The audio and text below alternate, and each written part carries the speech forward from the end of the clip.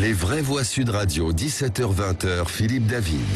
Retour des vraies voix avec Philippe Bilgère, Sophie Audugé et Michel Pouzol. Les faits divers des derniers jours font froid dans le dos. Dans la nuit de vendredi à samedi à Montauban, ville calme s'il en est, un ancien parachutiste du 17e RGP a été massacré sous les yeux de sa femme sur le parking d'un restaurant par 5 ou 6 individus. En état de mort cérébrale, il est décédé dimanche à l'hôpital Purpan de Toulouse. Hier soir à la gare Saint-Lazare à Paris, où un usager qui ne portait pas de masque et à qui les forces de l'ordre demandaient de le mettre, a attaqué celle-ci avec un couteau au cri d'Allah Akbar. Les policiers ont utilisé leur arme de service et l'ont grièvement blessé. L'individu est connu des services de police pour des faits de violence. Bref, de Montauban à Paris, le sentiment d'insécurité n'est peut-être pas un fantasme, contrairement aux affirmations du garde des Sceaux. L'ensauvagement, c'est un mot qui développe, me semble-t-il, madame, le sentiment d'insécurité. Et je vais vous dire quelque chose à ce propos. Le sentiment. C'est un sentiment. Madame, je vais vous dire quelque chose. Pire que l'insécurité, il y a le sentiment d'insécurité. Montauban, Saint-Lazare, la France est-elle devenue un coupe-gorge? Eh bien, vous êtes 88,7% à dire oui sur Twitter. Avec nous, Daniel Rémy, spécialiste de la criminalité. Bonsoir, Daniel Rémy. Bonsoir. On a l'impression, parce que Montauban, c'est quand même une ville calme, que je connais très bien, qu'on n'est plus en sécurité nulle part en France, que ce soit dans le centre de Paris avec Saint-Lazare ou maintenant à Montauban. Bah, vous savez, pour moi, c'est pas quelque chose de nouveau. De même que pour les policiers qui sont souvent fréquents, qui sont fréquemment à l'antenne. Moi, je connais ça depuis plus de 40 ans, 45 ans, où je plonge dans ces phénomènes de violence, de délinquance. Et on parle de Montauban, mais on pourrait parler de maintenant pratiquement toutes les régions les plus reculées de France. Il se trouve que j'étais Alençon la semaine dernière. Oui, j'étais à Tarascon il y a une dizaine de jours, Cavaillon, qui sont des hauts lieux, évidemment, parce qu'il y a une corrélation avec le phénomène, des hauts lieux de trafic de stupéfiants. Vous avez aucune ville de province n'est épargnée aujourd'hui. Les stupes, c'est un fléau extraordinaire. Et quand on parle de ces agressions, certes, moi je veux bien qu'ils crient pour tous, pas tous, pour un certain nombre à la Akbar. Enfin, je veux dire, c'est un peu simple. Je crois qu'on a affaire, pour beaucoup, à des déséquilibrés, des garçons qui sont complètement déstructurés mentalement, et alors soit sous l'emprise de stupéfiants et d'alcool, ou les deux à la fois, et qui sont complètement, j'allais dire, immatures au plan intellectuel et au plan psychologique. Philippe Bilgère. Je ne suis pas naïf au point de penser qu'une société peut être parfaite sans crime ni délit.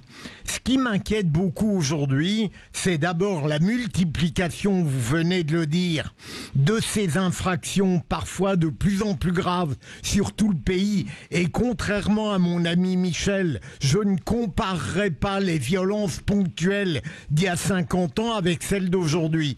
Deuxième élément, ce qui me perturbe le plus, c'est le sentiment que devant cette dévastation, on continue peu ou prou à user de la philosophie du garde des Sceaux, en n'étant pas loin de considérer que c'est un sentiment qui ne mérite pas une vigilance particulière.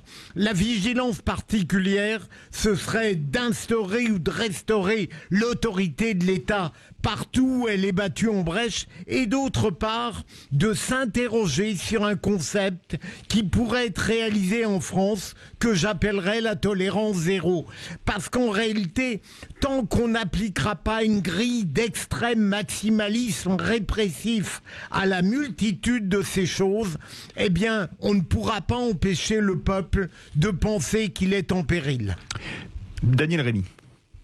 Oui, écoutez, moi, évidemment, je partage ce sentiment, sauf que 40 ans, 50 ans plus tôt, moi qui ai travaillé dans les lycées d'Île-de-France sur les problématiques de violence et de délinquance, dans le cadre d'un audit très très très complet, très très documenté, qui ai travaillé sur les problèmes de violence et de délinquance dans les banlieues, je constate que déjà on avait tous ces phénomènes et qu'on ne les a jamais traités.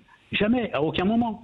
Donc, dire qu'il y a une évolution, certes, à une époque, le trafic de stupéfiants n'était pas étendu à ce point, on n'était pas à la Kalachnikov, c'était encore des règlements de compte, si je puis dire, je vais presque dire sympathique, à coups de batte de baseball ou de barre de fer. C'est pas très sympathique, certes, mais c'est pas la Kalachnikov.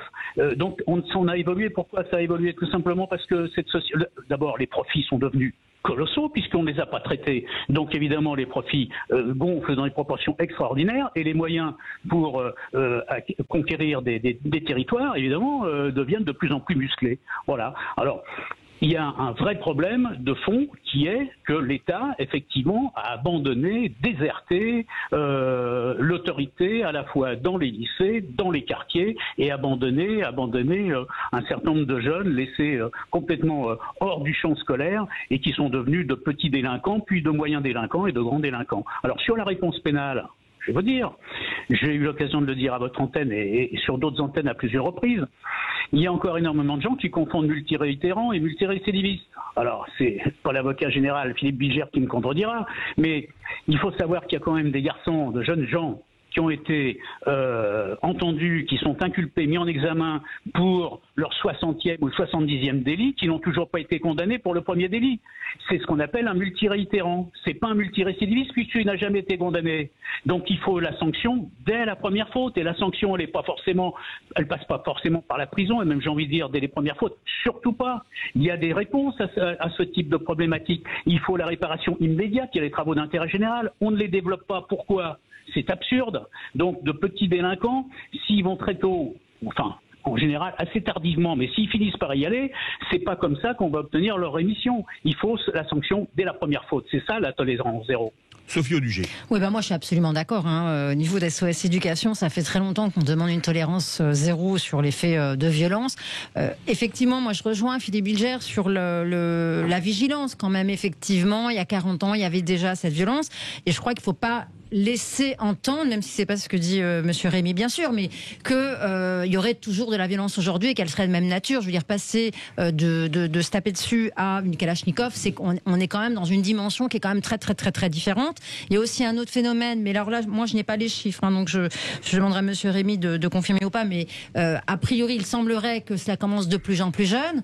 Au niveau de l'éducation, il y a une question qui est quand même claire, c'est que font ces enfants de 10, 12, 13 ans à dealer, à se retrouver avec des armes alors qu'ils devraient être quand même à l'école, puisque l'école est obligatoire jusqu'à 16 ans. Donc là, il y a quand même aussi également une vraie question. Je pense qu'il y a toute une reprise de l'autorité à la fois de l'école et à la fois de ces jeunes-là pour appliquer effectivement pour leur bien, une tolérance zéro et un traitement immédiat des sanctions. Absolument d'accord avec ça. Daniel Rémy. Oui, vous savez, moi je suis un ancien enseignant. J'ai quitté l'enseignement en 1968, c'est pas le hasard. J'étais en désaccord total déjà avec le système à l'époque. Donc c'est pas neutre. Mais je vais vous dire, j'ai dit et répété à de nombreuses reprises sur différentes antennes qu'il faut absolument développer les internats et sortir de leur milieu des jeunes qui sont non pas en perdition, mais qui sont à la limite, qui sont borderline, qui sont sur le point peut-être de passer du mauvais côté. Donc il faut les sortir de leur milieu très très vite et il faut les prendre en charge. Là, il ne s'agit pas, même à ce stade d'établissement d'enseignement fermé, pas du tout. Il faut des internats. Alors, bien sûr, ceux qui en sont déjà à quelques exactions, quelques violences commises à l'intérieur du lycée, soit à l'égard de leurs petits camarades, soit à l'égard de professeurs, ce qui est plus grave, eh bien, effectivement, ceux-là méritent un traitement spécial dans des établissements fermés où effectivement, on ne peut pas tolérer n'importe quoi. Mais vous savez ce que j'ai découvert il y a déjà de nombreuses années dans les lycées, lorsqu'un jeune se rend coupable d'un certain nombre de méfaits, délits ou actes de violence, alors il est convoqué une première fois, puis une deuxième fois, et éventuellement une troisième fois, il finit par être exclu, mais vous savez ce qu'ils en font ? Ils l'envoient dans un autre lycée. Ils les échangent. Non mais c'est absurde. Non mais où vit-on ? Dans quel monde vit-on ? Michel Pouzol. Oui, moi je suis un petit peu surpris de la manière d'entendre ce débat parce que on part de deux situations qui n'ont strictement rien à voir avec ce que vous racontez. Enfin, sur le trafic de banlieue, les jeunes dans les lycées. Enfin là, ça se passe à Montauban. Apparemment, ce sont des adultes qui sont impliqués. Saint-Lazare. C'est la même chose. Je ne sais pas tout à fait dans la même histoire que vous. Moi, j'ai repris dans les journaux. C'est ce que j'écoutais, les policiers qui témoignaient aujourd'hui, ce matin. Mais bon, ils sont allés voir un type qui avait des traces de sang sur lui. Qui avait des traces de sang sur lui. Et ils sont inquiétés de ça. Et le type est arrivé avec un couteau comme un fou. Voilà. Bon. Peu importe le truc, c'est une violence qui il était connu des services de police pour violence. Oui, et pas fiché S. Oui, pas Fichès. Et donc tout ça est toujours un peu plus complexe. Donc cette violence qui jaillit comme ça à n'importe quel moment de la société, elle pose des questions différentes. Parce que vouloir globaliser tout ça, je pense que c'est faire une erreur d'analyse. Le problème de la drogue, on l'a dit dans les banlieues, pourquoi c'est vous l'avez dit tout à l'heure, monsieur le commissaire, je crois. Non, spécialiste sécurité, pardon, travaille beaucoup, qui a écrit plein de livres. Alors, si on les cite tous, on passe l'élection. Excusez-moi, je vous ai donné du galon un peu rapidement, mais le problème de la drogue, c'est l'argent qui est généré par ça. Ce sont des sommes hallucinantes. Je vous rappelle, point de deal, c'est 20 000 euros. Je vous rappelle quand même que nous sommes dans un pays où nous avons intégré au calcul de la richesse nationale, c'est-à-dire du PIB, l'argent généré par la drogue. C'est quand même un truc incroyable comme symbole. Alors que c'est un argent qui n'est pas déclaré. Alors que c'est un argent qui n'est pas déclaré. C'était la même chose en Italie, en Espagne. On l'a fait parce que les autres l'ont fait. Et excusez-moi, c'est cette masse de richesse qui est arrivée dans le calcul du PIB qui a fait basculer la France sous le cap des 3% européens. Donc on est dans une absurdité absolue où on se masque les yeux sur la réalité des choses. Le problème de la drogue est un problème économique international extrêmement grave. Quand vous êtes dans des quartiers, effectivement, ce qu'on disait, où le gamin qui fait le chouf, et moi j'en ai connu à Saint-Denis, on allait leur parler aux gamins. Hein. La mère de Saint-Denis de l'époque, elle allait leur parler, en disant, je crois que ta mère serait fière de toi, etc. Et les gamins, ils étaient tout honteux. Mais ils ramenaient 200 € par jour à une famille où souvent la maman élevait seule ses enfants, et donc c'était le complément d'activité. Donc ça, c'est un vrai sujet.